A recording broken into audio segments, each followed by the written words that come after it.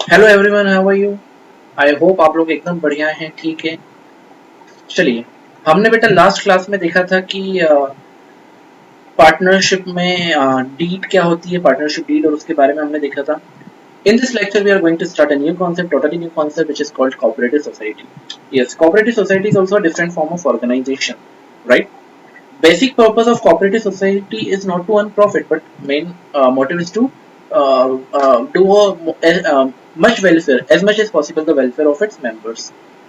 The person become the member of for cooperative society for mutual help. एक दूसरे की help और welfare के लिए आते हैं लोग।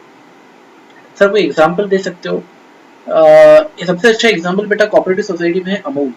राइट, अमूल अब वैसे कमर्शियल ज्यादा बन चुका है, क्योंकि हर कहीं उसके अगर आप देखेंगे तो कमर्शियल लेवल ऑफ प्रोडक्शन होता है मिल्क का, बटर का, और भी बहुत सारे जो मिल्क की डेयरी प्रोडक्ट्स होते हैं। But initially, when Amul started, it was just a group of farmers or some other persons who just voluntarily come together to serve themselves. इकट्ठा मिल करके वो मिल्क लेकर के आते थे, मिल्क लेकर के अभी भी ऐसे ही होता है कि दे कलेक्ट द मिल्क और they give the milk to a particular plant और फैक्ट्री है जहाँ पर वहाँ पे मिल्क देते हैं, वहाँ पे वो पूरा अच्छे से पेस्चराइज होता है, उसके बाद वो सर्व होता है। तो एक म्यूचुअल हेल्प के लिए कोऑपरेटिव सोसाइटी बनती है। मोस्टली कोऑपरेटिव सोसाइटी इंडिया में आप देख सकते हो जो कि फार्मर्स की, farmers cooperative society, basically farmers cooperative society is for mutual help to the farmers. हर एक फार्मर के लिए बेटा पॉसिबल नहीं हो पाता कि वो अपने प्रोड्यूस को ले जा करके मार्केट में बेचे। इंडिविजुअली वो ले जाएगा तो ट्रांसपोर्टेशन खर्चे ज्यादा आएगा, मार्केट ढूंढना पड़ेगा, नेगोशिएट करना पड़ेगा। बल्क में नहीं देगा तो हो सकता है उसको अलग अलग दाम पे बेचना पड़े सभी को। तो इसलिए एक पावरफुल बार्गेनिंग पावर लाने के लिए या पावरफुल तरीके से चीजों को सेल करने के लिए, जिसमें ज्यादा डोमिनेंसी ला करके चीजों को बेचा जा सके, फार्मर्स क्या करते हैं, कोऑपरेटिव सोसाइटी बना देते हैं जिसमें सारे फार्मर्स आकर के अपना प्रोड्यूस कलेक्ट करते हैं, इकट्ठा करते हैं, एक जगह पर लाते हैं, उसके बाद उसको वो सेल करते हैं, या फिर हुआ तो मार्केट तक ले जा करके उसको सेल करते हैं। Because it is not possible for a single farmer to take its produce to distant places. तो ये वाले जो सारे फार्मर्स मिलकर के ले जाते हैं, तो ये क्या है, ये भी एक कोऑपरेटिव सोसाइटी है। तो मेंबर्स मिलकर के, जिनका एक ही मोटिव होता है, वो कोऑपरेटिव सोसाइटी बनाते हैं, और उसके मेंबर बनने के बाद दे promote welfare of each and every person who are the group of that cooperative society. Sir ये चलती कैसे, क्या ये खुद मेंबर्स चलाते हैं? क्या? ऑफ कोर्स बेटा मेंबर चलाते हैं, बट इसके लिए एक डेमोक्रेटिक सिस्टम होता है। मेंबर्स एक मैनेजिंग कमेटी सिलेक्ट करते हैं जो कि पूरे अपने जो कोऑपरेटिव सोसाइटी उसको गवर्न करेगी। Like in company we have a board of directors, shareholder by their voting they select the directors, और जो डायरेक्टर होते हैं वो फिर कंपनी को मैनेज करने का काम करते हैं। तो सिमिलरली यहाँ पर जितने मेंबर्स होते हैं उनको वोटिंग राइट मिली होती है, वन मेंबर वन वोट की राइट होती है। हर एक मेंबर एक वोट दे सकता है, वोट देने के बाद जिनके फेवर में वोट आएगा वो मैनेजिंग कमेटी बनेगी उससे, और मैनेजिंग कमेटी मिल करके जो भी मेंबर्स मैनेजिंग कमेटी में सिलेक्ट हुए हैं वो हो सकता है कि उसको मैनेज करने का काम करें। So it was just an introduction, ताकि आपको एक कॉन्सेप्ट समझ आ पाए कि कोऑपरेटिव सोसाइटी होती क्या है। Now let's come to the text. The cooperative society is a voluntary association. Voluntary का मतलब होता है जो अपनी खुद की इच्छा से एक एसोसिएशन बनता है, किसका? पर्संस का। who join together with the motive of welfare of the member, who join together with the motive of welfare of the member, सारे मेंबर के वेलफेयर के मोटिव के लिए वो साथ में आते हैं।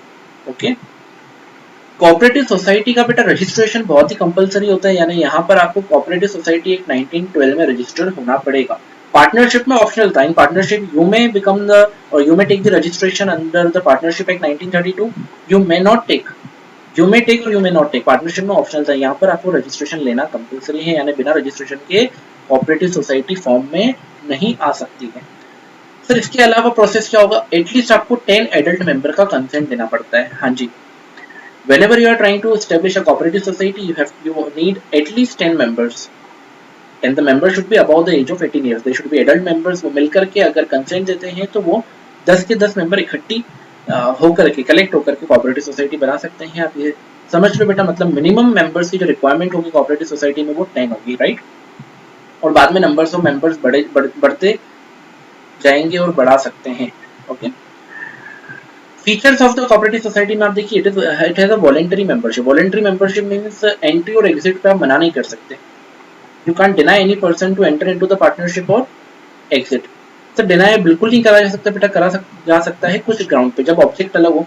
जैसे फार्मर्स कोऑपरेटिव सोसाइटी, और अगर आप फार्मर्स नहीं है और आप जाएंगे और मेंबर बनने की कोशिश करेंगे, तो आपको मेंबर क्यों बनाएंगे बेटा? वहाँ पर आपका ऑब्जेक्ट सेम नहीं होगा कि आपके पास एग्रीकल्चर प्रोड्यूस है, क्या आप फार्मर हैं, क्या आप उनको जाकर के अपना प्रोड्यूस दे सकते हैं? अगर नहीं दे सकते तो फिर वहाँ पे आपको पार्टनरशिप वहाँ पे आपको कोऑपरेटिव सोसाइटी का मेंबर नहीं बना जाएगा। अदरवाइज अगर आप बाकी सब कंडीशन ये वाली जो है वो फुलफिल करते हैं तो आपको कोई भी रोक नहीं सकता उसका मेंबर बनने के लिए।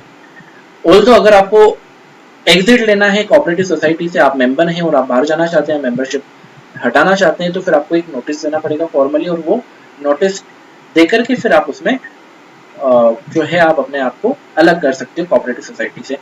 अच्छा, इसका लीगल स्टेटस होता है जो कि डिफरेंट होता है। ऑलरेडी इन प्रीवियस लेक्चर मैंने आपको बताया था कि सोल प्रोप्राइटरशिप और उसके बिजनेस का लीगल स्टेटस अलग नहीं होता है, यानी लॉ की नजरों में वो सेम होते हैं। इट मीन्स अगर आपको केस करना है किस पर, सोल प्रोप्राइटरशिप फर्म पर, तो वो सोल प्रोप्राइटर है ना उसके ऑनर पे भी केस माना जाएगा। यहाँ पर रजिस्ट्रेशन कंपलसरी होता है। जैसे रजिस्ट्रेशन होता है बेटा, कोऑपरेटिव सोसाइटी का जो एक अस्तित्व होता है, उसका जो एग्जिस्टेंस होता है वो मेंबर से अलग हो जाता है, यानी आप मेंबर अलग है और कोऑपरेटिव सोसाइटी का एग्जिस्टेंस अलग है। तो इससे फायदा क्या होता है? इससे बेटा बहुत फायदे हैं। पहली बात, कोऑपरेटिव सोसाइटी का एग्जिस्टेंस अलग होने की वजह से मेंबर के आने जाने से फर्क नहीं पड़ता। सर रोज नए मेंबर आएंगे, रोज छोड़ के चले जाएंगे, कोई बात नहीं बेटा, कोऑपरेटिव सोसाइटी चलते जाएगी, क्योंकि वो मेंबर से गवर्न नहीं हो रही, वो मेंबर से एसोसिएट ही नहीं है। हो सकता है रोज मेंबर्स बदल रहे हैं, फिर भी कोऑपरेटिव सोसाइटी को फर्क नहीं पड़ेगा, right. Cooperative society legal status separate करने के बाद, यानी रजिस्ट्रेशन के बाद जब उसका लीगल स्टेटस सेपरेट होता है, अब कोऑपरेटिव सोसाइटी खुद के नाम पे बैंक अकाउंट खुलवा सकती है। एक आर्टिफिशियल पर्सन की तरह होगा, खुद के नाम पे बैंक अकाउंट खुलेगा, एक खुद के नाम पे कॉन्ट्रैक्ट होगा, और कोऑपरेटिव सोसाइटी अपने नाम पे एसेट्स खरीद सकती है, सेल कर सकती है, परचेज कर सकती है, किसी पे केस कर सकती है, कोई कोऑपरेटिव सोसाइटी पे केस कर सकता है, यानी एक आर्टिफिशियल पर्सन की तरह फंक्शन करना चालू कर देगी cooperative society, right. Very good. Now come to limited liability. Limited liability of the member का मतलब वही है बेटा जो हमने अभी तक पढ़ा है। Limited liability means whenever there will be a condition of insolvency, the liability of member will be limited up to the amount of share। जैसे मैं अगर कोऑपरेटिव सोसाइटी का मेंबर हूँ और मैंने मान लीजिए 10,000 रुपए के शेयर खरीदे हैं, तो ये 10,000 रुपए तक के जो शेयर मैंने खरीदे हैं, इतना मेरा अमाउंट ऑफ लायबिलिटी बन सकती है, इतना मुझे नुकसान हो सकता है, इससे ज्यादा मुझे पैसे देने की जरूरत नहीं है, राइट। सर उससे ज्यादा अगर नुकसान हो जाए कोऑपरेटिव सोसाइटी का, या फिर डेट उससे ज्यादा हो, लोन उससे भी ज्यादा हो, और आपके सारे लोगों के पैसे देने के बाद भी अगर वो रिकवर नहीं हो पा रहे, तो बेटा फिर वो क्रेडिटर का लॉस हो जाएगा। बाकी जो मेंबर होंगे उनको परेशान नहीं करा जाएगा, उनके पर्सनल असेट्स को हाथ भी नहीं लगा सकते। जितना पैसा उन्होंने कंट्रीब्यूट कर दिया है उतने तक ही उनकी लायबिलिटी होगी। हाँ, ये बात अलग है कि जैसे मान लीजिए मैंने अगर कोऑपरेटिव सोसाइटी के शेयर लिए, शेयर थे 10,000 रुपए के, मैंने अभी 8,000 ही दिए, 2,000 अभी देना बाकी, तो 2,000 तक वो मेरे से रिकवर कर सकते, उससे ज्यादा मुझसे रिकवर नहीं कर सकते। नाउ कंट्रोल बेटा इलेक्टेड मैनेजिंग कमेटी के हाथ में रहेगा, राइट। इलेक्टेड मैनेजिंग कमेटी के हाथ में, प्लीज ध्यान दो यहाँ पर।